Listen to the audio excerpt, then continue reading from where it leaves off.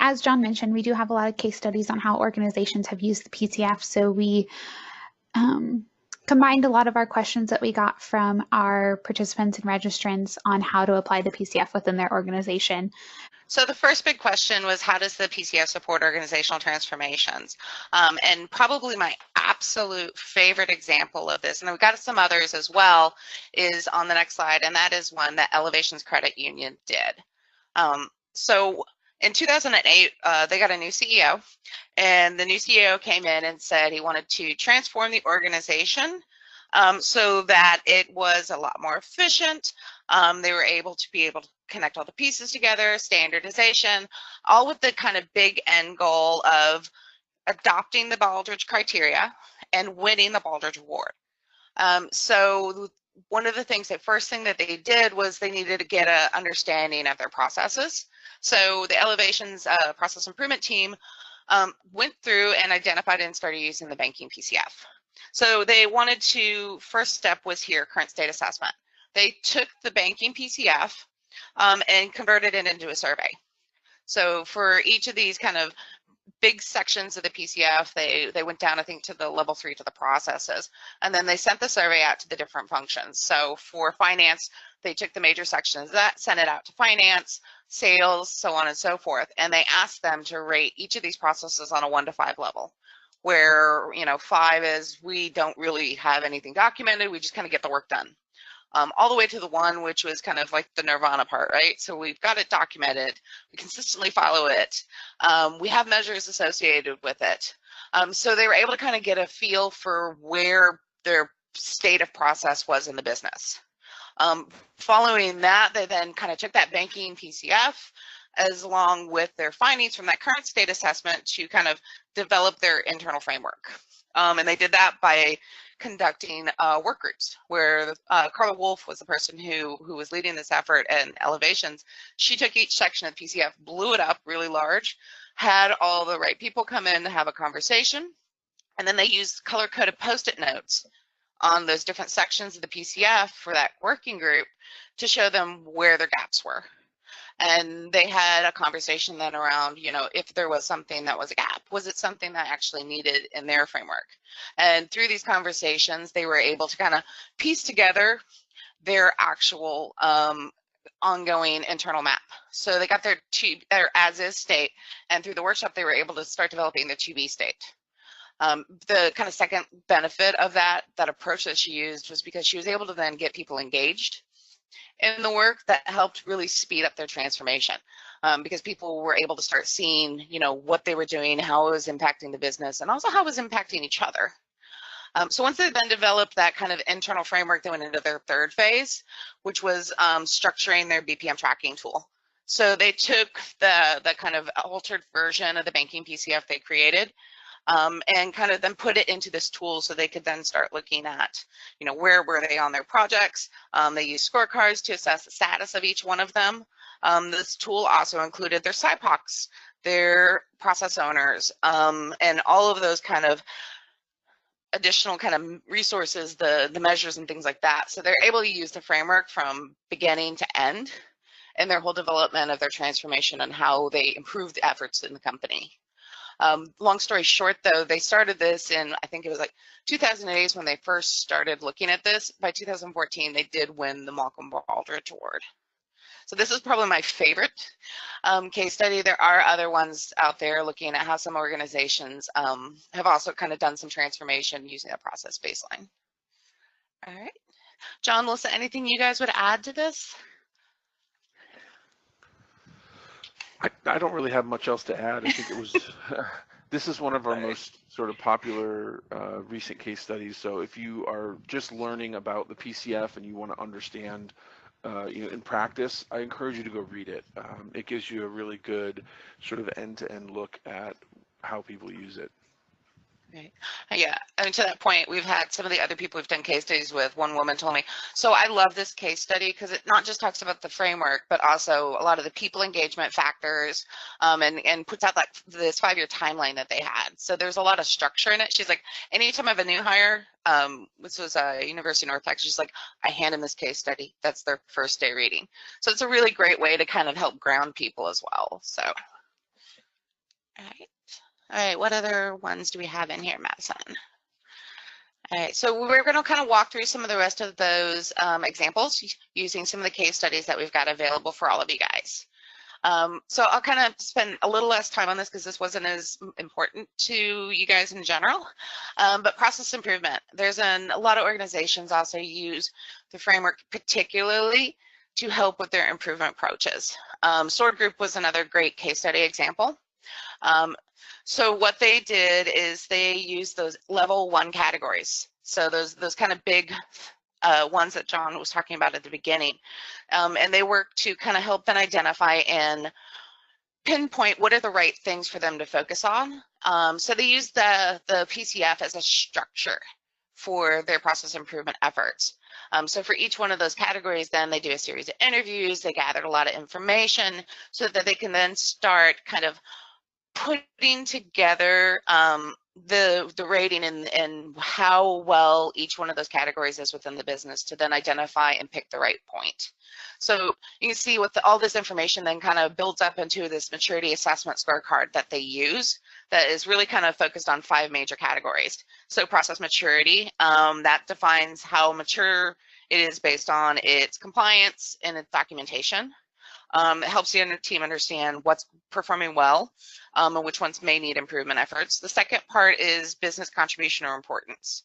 So this is measuring the impact of a particular process on how it helps support the organization meeting its goals.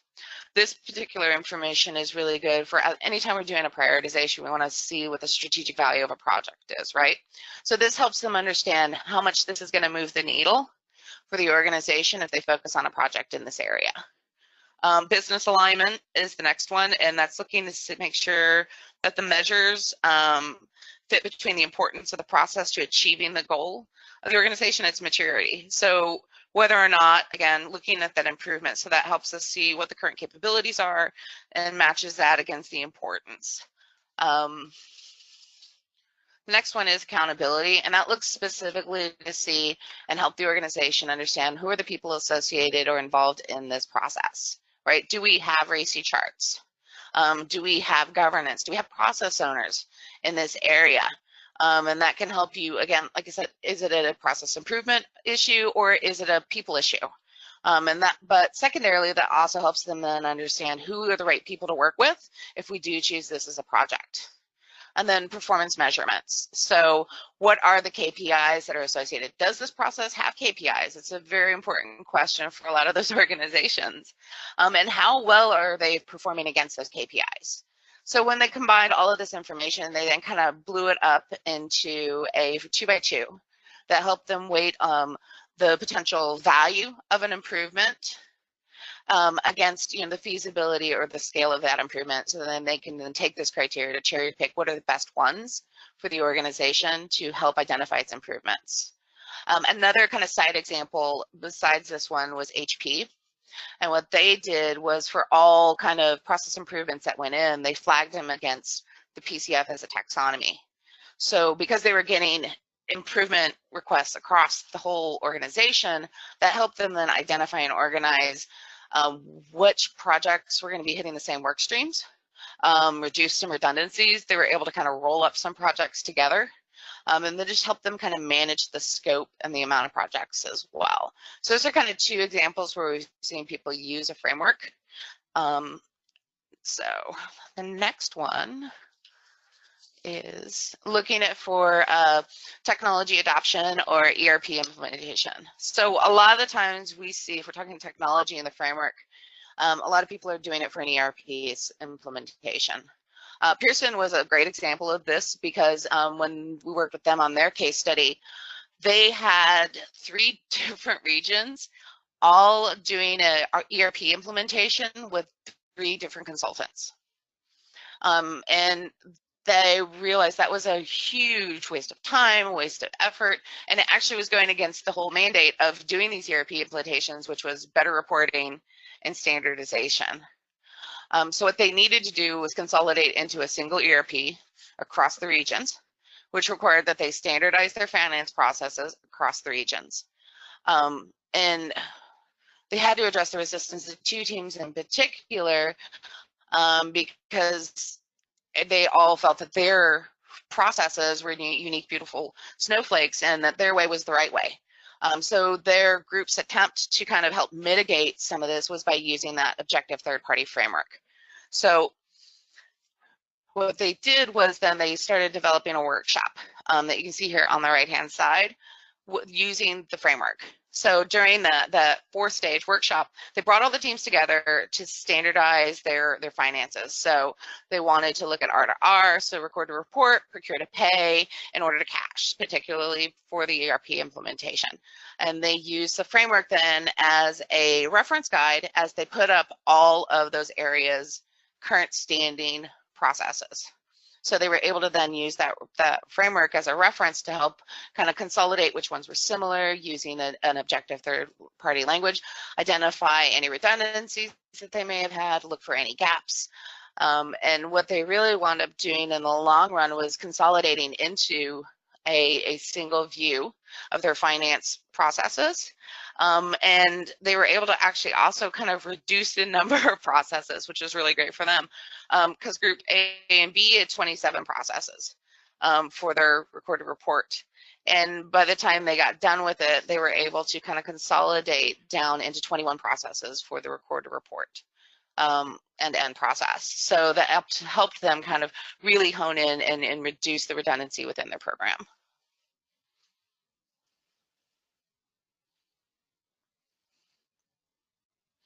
All right. And I mentioned earlier UNT, so University of North Texas system, they use the framework as initially as a content management tool. So they were going through a consolidation. So they wanted to create standardization for their shared services teams, such as finance and HR and supply chain, within the whole, all of the different sites. So the first thing that they wanted to do was they had all of these standard operating procedures, and they really needed to kind of get their hands around what was out there so they can consolidate into a single way of having this information available. So what they did was they took the process classification framework and used it as the foundation for their SOP taxonomy. So what the first step was they kind of gathered all the information, then they started putting it against the different elements of the framework by topic areas. They initially worked with the finance team. And then they kind of built out this document repository. And you see here on the screen, using that framework, they're able to then have it drill down, kind of like the framework does already. So we're starting with 4.0. And then it drilled down into, the process group pages, and all of this information then had all of the related content associated with that particular process available, which gave them a kind of a gateway into process improvement, because they were able to see how many different overlaying standard operating procedures they had across the different areas, what different types of documentation. The end result from when they were able to kind of do this was that, so they started putting all of this information together, and the finance team has 2 screens now when they're doing a lot of their kind of their processing work. So they have the document repository open on the right-hand screen while they're working through the systems on the left-hand screen, because they have the access to all the information they need in the flow of work by using this repository. And this is kind of a fun one. They did a great job of putting it all together. There's a couple of other ones out there looking at content management, such as, BPMN dashboards, kind of like Elevations, but a few others have done a very, very similar work. Another great example we have in this area is where kind of the quality management team and the process management team got together to develop a process-based, PCF-based SharePoint site where they put all the information they needed in one place for both their internal and external audits. So again, all that documentation, all the measurement, all of these kind of rules and regulations that follow around with it, and all the evidence they needed then to pass their ISO. So those are kind of some really cool examples for ways people have used it. All right, and the big one seems to be for everybody these days is end-to-end processes. My favorite, as far as kind of the case studies we've done in this area, is with CMI. CMI is kind of two-tail. It's going through a standardization approach transformation as well as a digital transformation at the same time. And the two kind of work together. So they really started their work by kind of just identifying the common end-to-end processes out there. So they did a little homework, did some searching, and got a list of what they saw as the most common end-to-end processes. What they then did was work through their steering committee to use this matrix up here on the right-hand side to then kind of identify and assign scores, right? So what is the scope of it? How does our technology work with it? Do we have governance already? What's the level of governance associated with this? How complex, how many moving pieces are there in this end-to-end process, and how important or the impact is it to the business? And this helped them prioritize which ones they wanted to start with. And then kind of they would then every year kind of reassess and then build out some more from there. They use the framework in particular during their mapping phase. So they're using it as kind of what I see a lot of times. I always like to reference, and the PCF is kind of the Dewey Decimal System of process. So it helps us understand what all those different pieces are and processes that people do, and helps us then kind of use them as a reference guide as we're building out or checking our things to make sure that, we are being MECE in our frameworks as well as kind of making sure that there's nothing we're missing when we're kind of walking through or developing these things. So they worked with their process owners and super users and day-long mapping workshops. So they took the kind of as-is state of what they're doing. So here's here's the process we're going to work on. Say we're going to do record to report.